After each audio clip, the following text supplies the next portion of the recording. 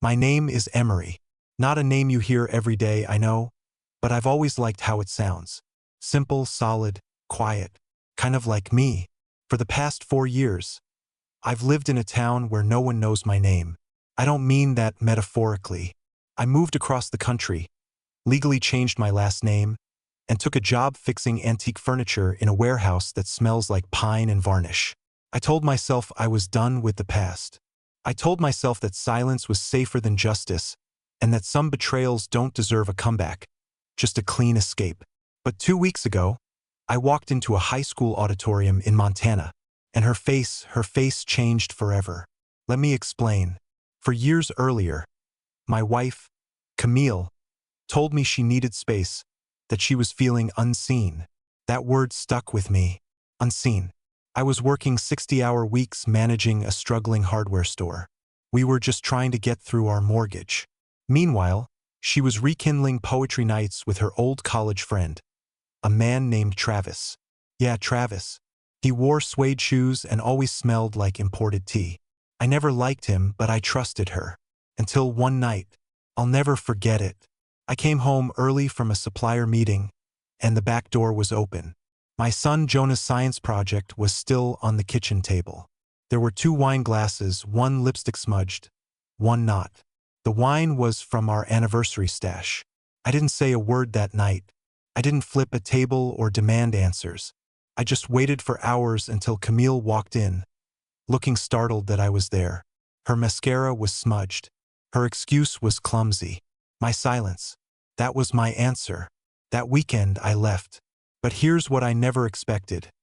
She kept Jonah from me. Not directly. She never blocked calls or filed anything legal. But she poisoned the air. Told him I gave up. Told him I abandoned the family without a fight. She made silence feel like shame. So, I disappeared out of pride, yes, but also to avoid making things worse. I didn't want my son to see his father arguing with his mother on the lawn like some trashy daytime drama. And yet, all these years later, when I found out Jonah was graduating, something cracked inside me. I called no one. I bought a ticket in secret. And when I walked into that auditorium and took a seat in the far back corner, just as Jonah's name was announced, I saw her. Camille. She turned, looked straight through the crowd, and her smile died in real time. Her face collapsed like someone had cut the strings behind her eyes. I saw 20 years of denial crumble in 3 seconds. And I just nodded once. No words, no drama, but everything was about to change. I didn't stay in the auditorium long after the ceremony ended. I watched Jonah step off the stage with that cautious, awkward mix of pride and confusion that only a teenage boy can wear. He looked good, taller than I remembered, a bit broader in the shoulders, still favoring that half smile I used to see when he was 6 and caught a frog in the backyard. He didn't see me. Not yet. Camille did, though. Oh, she saw me the second she turned around. I think she was still hoping it was her imagination, that she hadn't just locked eyes with the man she'd ghosted for 4 years. She froze in the middle of the row. Her new husband, yeah, I found out later she'd married Travis, was gently trying to guide her forward by the elbow, not realizing she was staring straight into a past she thought she'd buried. I slipped out before the crowd flooded the aisles. The last thing I wanted was a public scene. I didn't come to disrupt his big day. I didn't come to make her squirm. I came because I owed it to Jonah, and maybe to myself, to see the boy he'd become. To prove that I hadn't vanished because I stopped caring. I left because I didn't want him growing up with memories of his parents at war. The strange how quiet a car can be after something that loud happens. Not actual noise, but that kind of emotional thunder when you realize a chapter you thought was over still has one more page. I sat in the rental, hands gripping the steering wheel, thinking about how many birthdays I'd missed, how many school projects, scraped knees, awkward middle school dance photos, and late-night talks about girls I'd never be a part of. All of it ripped away by the same woman who once held my face in her hands and swore we'd grow old together. She chose a different version of the story to tell Jonah. That much was clear. In the rearview mirror, I saw her. Camille had come outside alone. Her eyes scanned the lot like a prisoner searching for a ghost. She didn't bring Travis with her. She didn't even bring her purse. Just her wrapped in a white cardigan and looking 10 years older than the last time I saw her. I didn't get out. I didn't wave. I waited until she gave up and turned away. Then I drove. The motel I was staying at was just 20 minutes outside of town. One of those roadside places where the air conditioning hums louder than your thoughts and the front desk clerk barely glances up. Room 203. Same room number as the one Camille and I had on our honeymoon in Asheville. I didn't request it. Some kind of cosmic joke, I guess. That night, I lay on top of the sheets, staring at the ceiling fan spinning like a slow clock, wondering if I had made a mistake showing up. Had I stirred up ghosts better left dead? Or did something need to shift even now after all this time? Because that moment, seeing her face collapse into raw disbelief, awakened something in me I didn't expect. Not revenge, not satisfaction. It was grief. For years of being erased, for years of pretending I didn't exist, for years of silence twisted into blame. And all I could think about now was Jonah. How much of me he still carried, if any at all. I didn't know then that I wouldn't have to wait long for the next surprise. Because the next morning, there was a knock at my motel door. And on the other side wasn't Camille. It was Jonah. And his first words weren't, "Hey, Dad." They were, "Why did you leave us?" He stood there like a shadow from another lifetime. Taller now, with the beginnings of stubble on his chin and a jawline that mirrored my own at his age. His voice cracked, not from puberty, but from something heavier, something sharpened over time by confusion and stories he didn't understand. "Why did you leave us?" he asked again. I couldn't speak right away, my throat locked up. I hadn't heard his voice in 4 years. Not once, not even over a phone call. Hearing it now, attached to that question, made me feel like I had fallen backward into a time I wasn't ready to face. His eyes searched my face for answers, but all I could offer in that moment was a quiet motion for him to come in. He hesitated like he wasn't sure if he should cross the threshold. And honestly, part of me wasn't sure either, but he did. He stepped inside, glanced around the faded motel room like it held answers, and sat stiffly on the chair by the tiny desk. I sat across from him on the edge of the bed, hands clasped together to stop them from shaking. "You were gone," he said. "Just gone. No goodbye, no letter, no birthday calls, nothing. And Mom, she said you left because you didn't love us enough to stay." There it was, the story she fed him. My jaw tightened, but I didn't want to make this about Camille. Not yet. "Do you want the truth, Jonah?" I asked, my voice quieter than I expected. He nodded, but he didn't look angry. He looked tired. Too tired for an 18-year-old. That broke me more than his question. "I didn't leave because I stopped loving you," I began. "I left because I couldn't keep living a lie. I walked into something that I wasn't meant to see, something your mom didn't want me to know. And instead of exploding or dragging you into it, I stepped back. I thought I was protecting you." He stared. "What did you see?" I took a breath. "I came home one night and found her with someone else. Someone she told me was just a friend." His eyes narrowed slightly. "Travis." I nodded. He looked away, jaw tightening like mine had. "She said you were always cold, that you stopped caring, that you were never there." "I was working 2 jobs," I said, trying not to let the frustration bleed through. "Keeping the house running, paying off debt from your surgeries. You remember when you had that thing with your lungs? That hospital stay? That was $15,000 we didn't have." But I didn't complain. I just kept pushing forward. He looked stunned. "She said you left because you met someone else." "I never touched another woman," I said firmly. "Not then. Not after. I didn't leave for someone. I left because the woman I loved wasn't who she pretended to be. And because I didn't want you to grow up watching your parents destroy each other." He didn't say anything for a long time. Just sat there, jaw clenched, fingers pulling at the fabric of his jeans. When he finally spoke, his voice cracked again. "She told me if you ever came back, I shouldn't trust you. She said you might try to take me away or poison my mind." I felt a deep, familiar ache open in my chest, the same one I lived with every day since I left. "I never wanted to take you away. I just wanted the truth to come out on its own. I hoped maybe someday you'd ask." He looked at me then, really looked at me, and what I saw in his eyes wasn't anger anymore. It was something more dangerous. Doubt.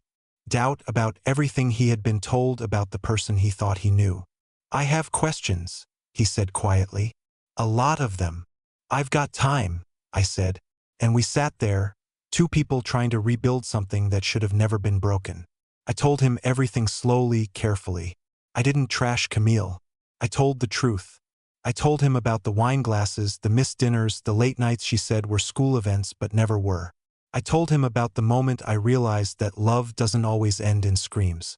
Sometimes it just quietly runs dry while both people pretend it's still raining. And when we finally stood up after hours of talking, he hugged me. A quiet, awkward, unsteady hug, like he wasn't sure if it was allowed. I held on a second longer than I probably should have. Before he left, he turned at the door. She's not going to like that I came here. I nodded. But I'm glad you did. He nodded too. Then he left. I thought that might be the end of it. But the next evening, I got a call from an unknown number. I answered, and it was Camille. Her voice was cold. "Where are you?" she said. "We need to talk. Now." The moment I heard Camille's voice on the phone, my stomach clenched like it had been punched. It wasn't anger or panic. It was something more primitive. A memory burned so deep that my body remembered before my mind could. For 4 years, her voice had been a ghost in my head. Rehearsed, reimagined, sometimes silenced. And now it was real again. Raw and sharp and unmistakably bitter. "Where are you?" she repeated, colder this time. I didn't answer right away. I knew better than to hand her power that quickly. "You already know," I said evenly. Jonah didn't just happen to find me. There was silence on the other end, but I could hear her breathing, tight, agitated, performative. "You had no right to come back." That stung more than it should have. "I came to watch our son graduate. That's it. You don't get to define what that means anymore, Emery," she snapped. "You don't get to show up after vanishing for years and act like you're entitled to anything. You're the one who made sure I disappeared," I said, voice low. "Let's not rewrite that part of history." Another pause, but I could feel the shift in her tone when she spoke again. Less defensive, more strategic. "Jonah is confused now. He's asking questions. He was crying last night. Do you understand what you've done?" "I told him the truth," I said. "No," she hissed. "You told him your version of it. The one where you're the noble martyr and I'm the evil liar who destroyed everything. I didn't need to say any of that. He figured it out on his own. That did it." Her breath caught. A small hitch, just enough to know the image she'd built over the years was cracking. Camille was many things, but above all, she was a curator of control. She didn't just rewrite stories. She published them like gospel. And now that Jonah was hearing something else, something real, her grip was slipping. She lowered her voice like we were on stage again, like the audience might still be watching. "Can we meet in person? Just you and me?" I hesitated. Every bone in my body screamed, "No," but something deeper told me I had to. Not for closure. I stopped believing in that a long time ago, but to face the full truth, whatever it was, no matter how ugly. "Fine," I said. "Where?" There was a long pause. Then, with that same falsely measured calm, she said, "The pier. Tomorrow, 8 a.m. She hung up before I could respond. I barely slept that night. The motel room walls felt tighter somehow, like the air had thickened. I kept playing conversations in my head that hadn't even happened yet, imagining what she might say, how I'd react, whether I'd stay calm, or if something would break open in me after all these years. I wasn't afraid of her. I was afraid of what she might say that I still cared about. That's what haunted me. At 7:45 the next morning, I was already at the pier. It was cold, that early morning mountain chill that cuts through your jacket and settles in your bones. I leaned on the railing, looking out at the lake. A light mist hovered over the water, making everything look softer than it really was. I remember thinking how beautiful it all was and how none of it mattered. At 8:01, she arrived. Camille looked different. She wasn't trying to impress anyone. which shocked me more than it should have. No makeup, hair pulled back in a lazy twist. Simple jeans, flat shoes, and a green sweater I remembered from a decade ago. The one she used to wear when grading papers late at night, curled up on the couch with wine and old jazz records. She walked up slowly, hands in her pockets, as if the space between us weighed more than her own body. When she reached me, she didn't say anything for a full minute. Just stood there beside me, staring out at the water like it might offer her a script. Then she said, "You look older." I nodded. "So do you." Another silence. "I didn't think you'd really come back," she said. "Not ever." "I didn't think Jonah would ever ask questions," I replied. She looked down at her shoes. "He wasn't supposed to." I turned to her finally. "Why, Camille? Why lie to him for years? Why take me out of his life when you knew I didn't leave him?" And then she did something I didn't expect. She laughed bitterly, quietly. "Because if I didn't, I'd have to admit I was wrong. That I burned down the house. And you were the one who walked away instead of playing with the flames." Her voice trembled, but not from guilt, from exhaustion. "I didn't just cheat on you, Emery," she said. "I ruined you. I rewrote you into someone who vanished. Because the truth, the real truth, would have made me look like a monster. And monsters don't get custody. They don't get sympathy. They don't get to marry again without questions."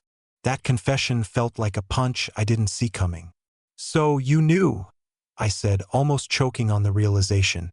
"You knew what you were doing." "I did," she said. "And I kept doing it because it worked." We stood there in silence as the sun climbed higher, burning through the mist, revealing the full view of the lake, too calm for how I felt inside. "I want to fix it," she said at last. "Not for you, for Jonah." "It's not that simple," I said. "I know," she nodded. "But he deserves more than a childhood built on my fear." I didn't forgive her. I didn't hug her, but I nodded slowly because somewhere inside, I agreed. Jonah did deserve more, and he was about to get it.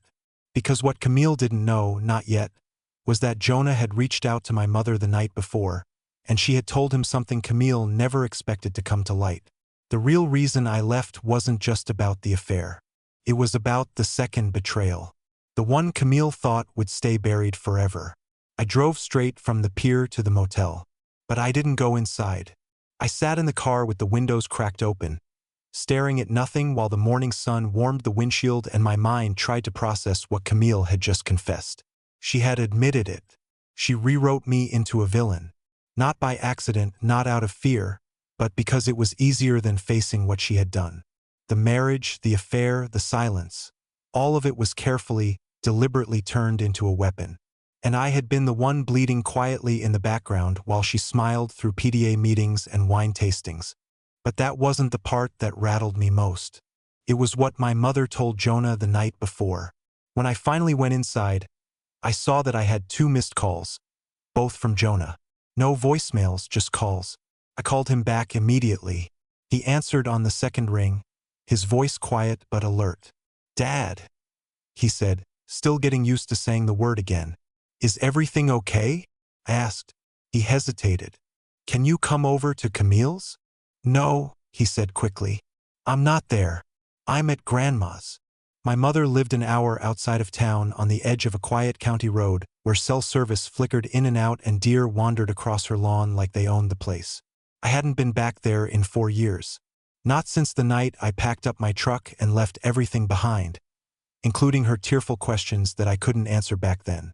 I got in the car and started driving, not knowing what Jonah had learned, only that whatever it was, it had shifted something. I could feel it like static under my skin. I didn't know if I was driving toward redemption or another collapse. But for once, I didn't feel afraid of the truth.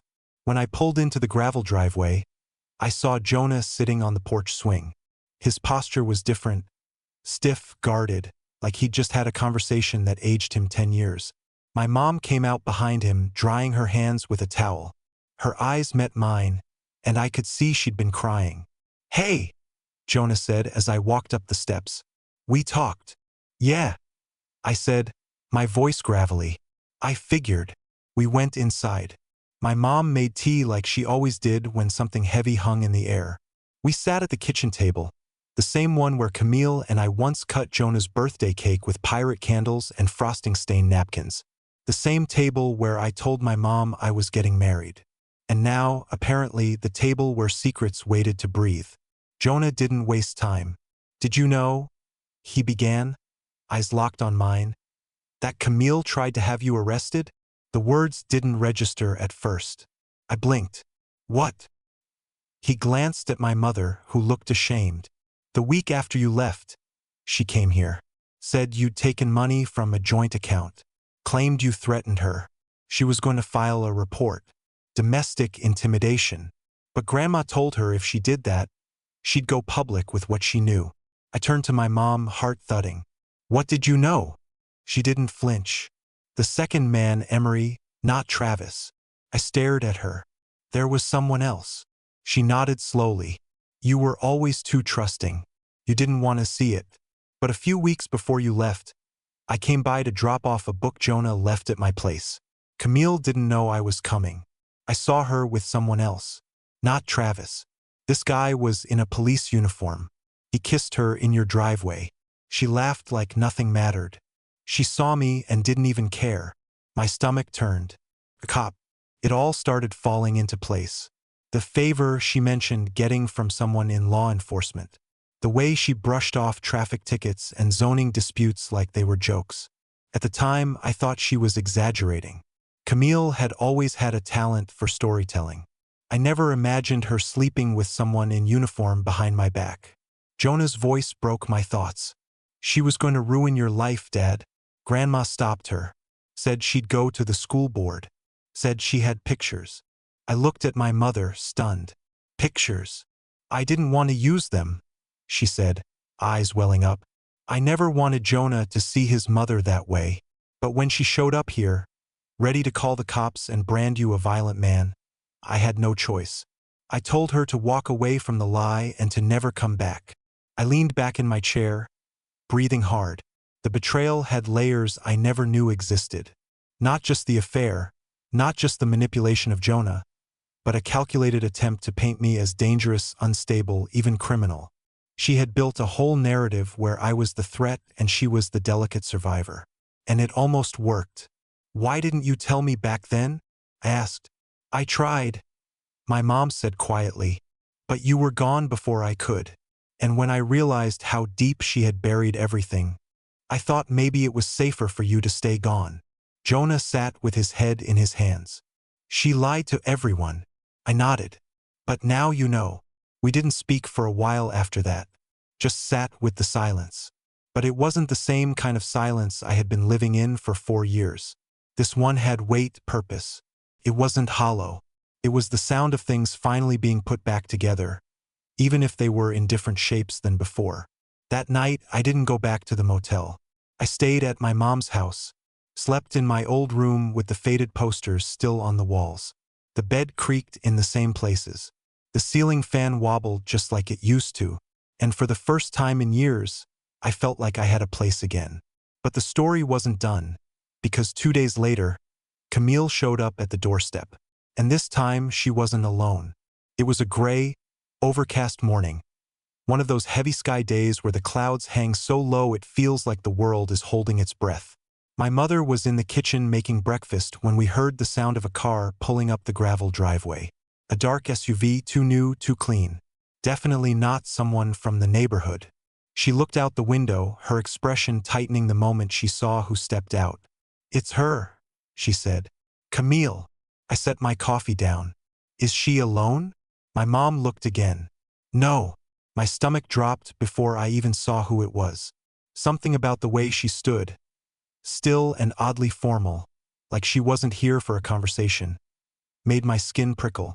Then the passenger door opened, and out stepped a man in a navy jacket, dark jeans, and polished shoes. Clean cut, square jaw, no badge.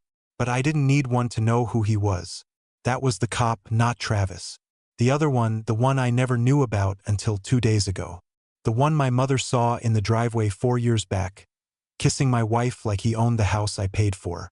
Camille didn't approach the house right away. She stood by the car, arms crossed, watching the front door like she was waiting for permission. The man beside her glanced around like he was surveying a scene. Calm, detached, but clearly uncomfortable. I stepped onto the porch, arms folded.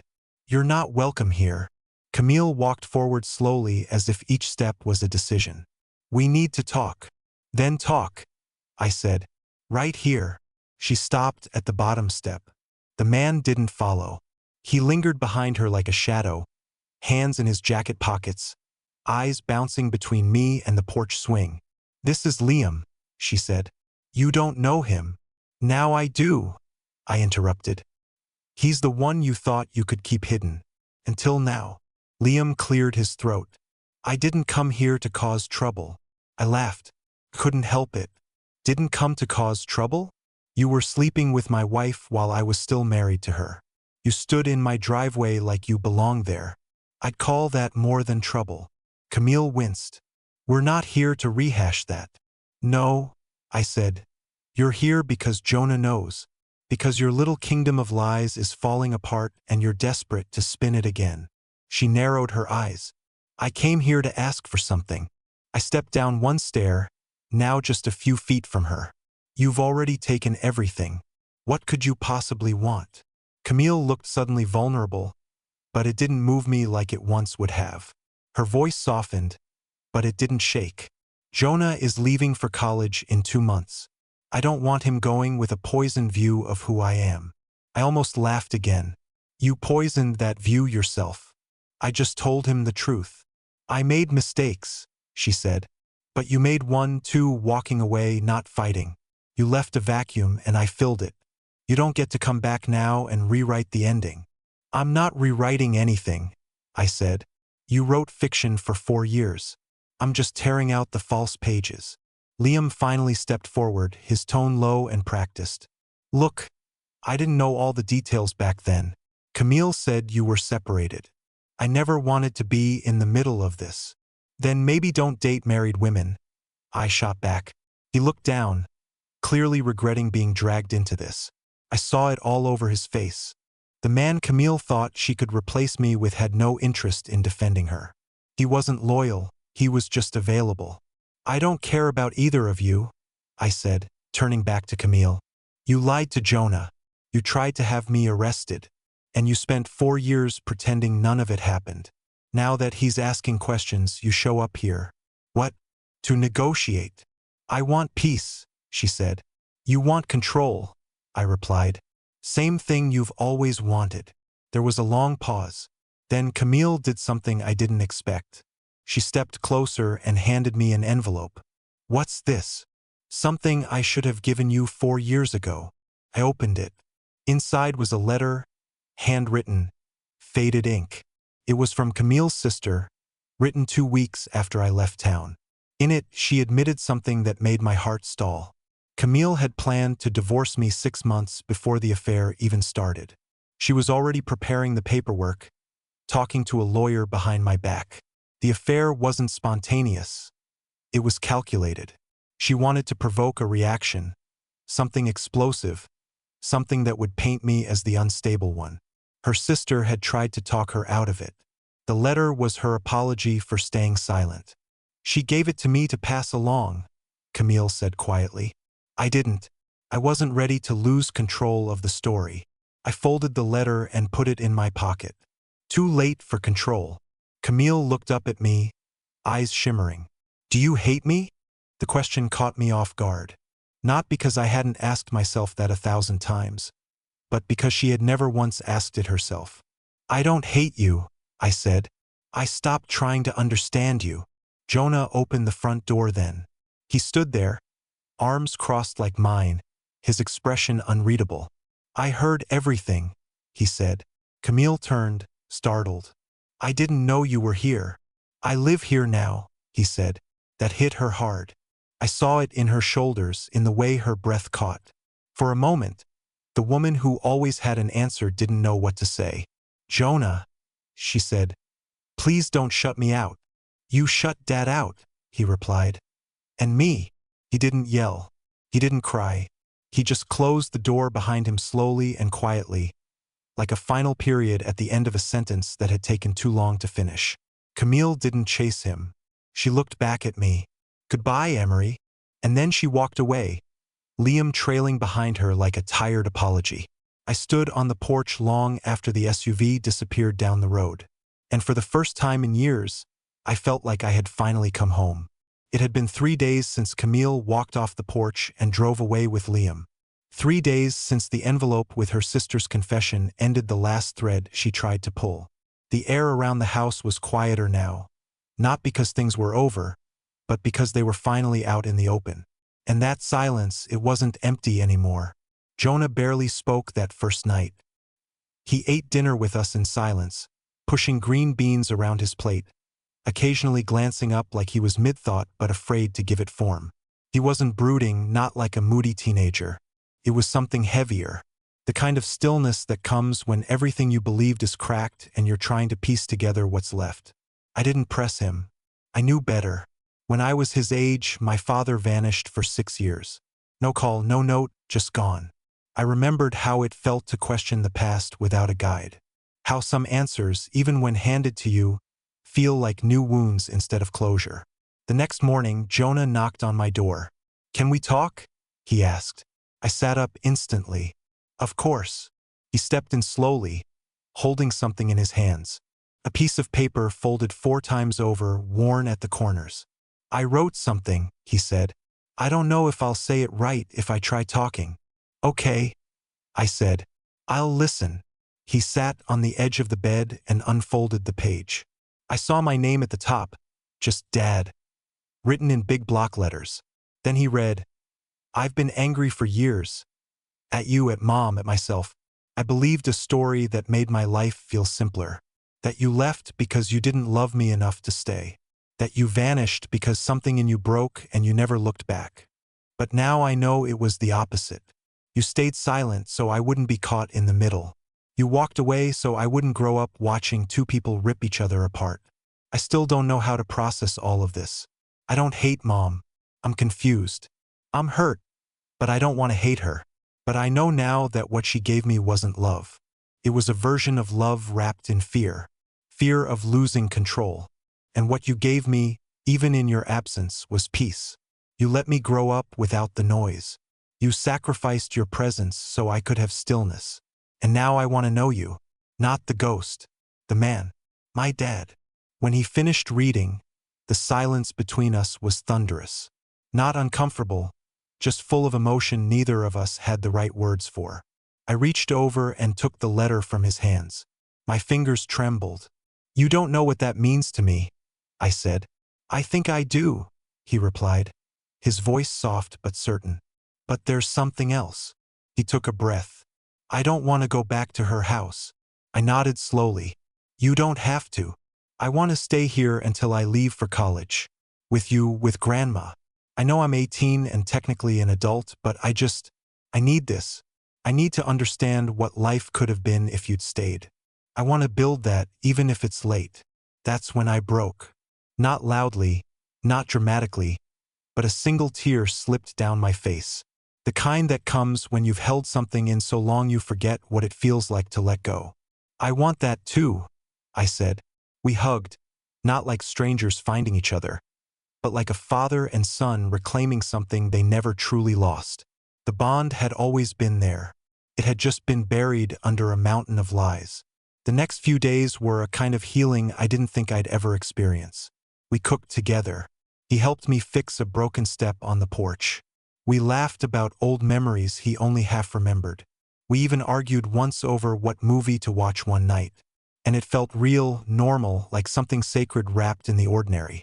Then one afternoon, Jonah said he wanted to talk to Camille. He wasn't going back. He wasn't second-guessing his choice. But he said he needed closure, his own, not the version she'd offer, not the story she might try to pitch. He needed to stand in front of her and say, "I see you now and I know who you are." So, I drove him to the cafe where she agreed to meet. I didn't go inside. I waited in the car across the street. For 42 minutes, I sat behind the wheel, heart racing, watching my son walk into a room where he was once a pawn, now finally a player. When he came back, he looked calm, Not shaken, not triumphant, just lighter. "How'd it go?" I asked. "She cried," he said. "A lot. Said she never meant to hurt me. Said she didn't know how to undo it all." "And what did you say?" "I told her I'm not asking her to undo it. I'm asking her to live with it. I'm asking her to stop pretending." "And did she?" "She tried," he said. "But I think she's still learning how to be someone without a script." We drove home in silence after that, but it was the good kind of silence. Not empty, not tense, just quiet, like a song ending exactly the way it's supposed to. That night, Jonah handed me a brochure for a university on the East Coast. "I got into their journalism program," he said. "I didn't want to tell Mom because, well, now you know why." I smiled. "You're going to be great." He looked at me and said something I'll never forget. "I'm going to write the truth, Dad. Always." And with that, the final wall between us disappeared. 6 weeks passed. And in those 6 weeks, everything that had been broken didn't exactly return to how it was. It became something better. Not repaired, not restored, redefined. Jonah stayed with me and my mom the entire time. He helped her in the garden, learned how to fix things with me in the shed, and even started writing small pieces for the local paper just to get his feet wet before heading off to school. It was like watching someone step out of a fog, someone who'd spent most of his life walking through stories written by other people, finally holding the pen himself. Camille didn't call again. She tried once, left a voicemail I never returned. Not out of spite, not from bitterness, but because there was nothing more to say. The story she had written, revised, buried, and rehearsed had finally ended. And for the first time, she couldn't write the next chapter. That was ours now. One Sunday morning, Jonah and I sat on the porch together. It was early, too early for most, but just right for us. He had a cup of coffee he still pretended to like and a notebook resting on his knee, half filled with notes and scribbles and lines he was too embarrassed to call poetry yet. I was carving a piece of cedar for a client. Something simple, a jewelry box. But my mind wasn't really on the work. It was on him. "You nervous?" I asked, nodding toward his bag packed by the door. "A little," he said. "But it's a good nervous." I smiled. "That's the best kind." He looked at me. "You going to be okay when I go?" "Yeah," I said. "I think I finally figured out how to be alone without feeling lost." He nodded slowly, then asked something that caught me off guard. "Do you ever think you'll try again? With someone else, I mean." I took a moment. "I don't know," I admitted. For a long time, I thought I didn't deserve to, or maybe that it was too late. But now, I think I've got more life left in me than I thought. I'm not looking for anything, but if something finds me, I won't hide from it." He grinned. "I hope it does." That night, we drove out to the bus station together. The college wasn't far, just 3 states east, but it felt like the beginning of something much bigger. We didn't talk much on the ride, just music on low volume and the sound of tires on asphalt. When the bus arrived, Jonas stood with his bags slung over his shoulder, his face calm but charged with that quiet excitement you only get when you're on the edge of your own future. Before boarding, he turned back to me. "Thank you, Dad, for showing up. I always wanted to," I said, "even when I couldn't." He hugged me again, tighter this time, then climbed on board and disappeared behind the glass. I watched until the bus turned down the highway and vanished. When I got back home, the house felt still, not empty, just peaceful. I walked around a bit, tidied things up, then found myself back out on the porch. The sun was just beginning to set, painting the sky in shades of orange and gold. I sat in the swing Jonah had fixed, the one that used to creak but now moved smooth and quiet. In my hand was the letter he'd read to me weeks ago, folded and creased, now tucked into a frame I planned to hang above my workbench. It was proof that love didn't always shout. Sometimes it waited. Sometimes it endured quietly until the moment was right to speak. And then it did. That's the end of my story. Not the end of everything. Not even close. But the end of the silence. The end of the version of myself I let disappear when betrayal cracked my world in two. If you've been where I've been, if you've ever been erased, rewritten, misunderstood, I want you to know something. It's never too late to return. Not to the past, but to yourself. Because the truth doesn't vanish when someone else stops telling it. It just waits patiently for the moment it can finally be heard. And when it is, it doesn't just heal you, it sets you free.